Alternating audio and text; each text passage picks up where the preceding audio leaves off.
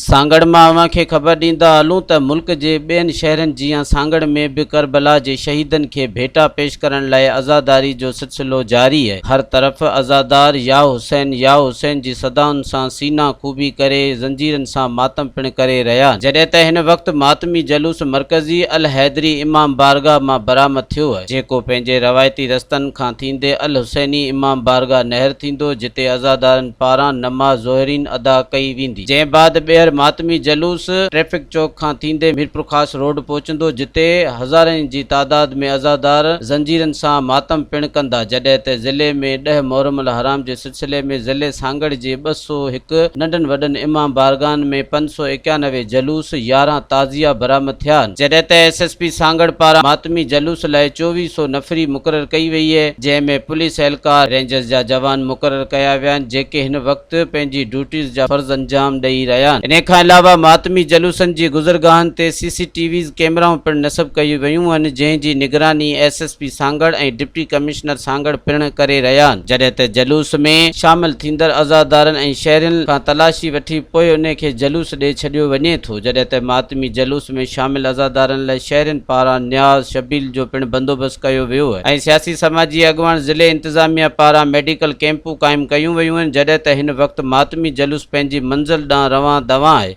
Subscribe कयो अवामी news HD खे ऐं ताज़ा तरीन ख़बरुनि लाइ ॾिसंदा रहो अवामी न्यूज़ HD।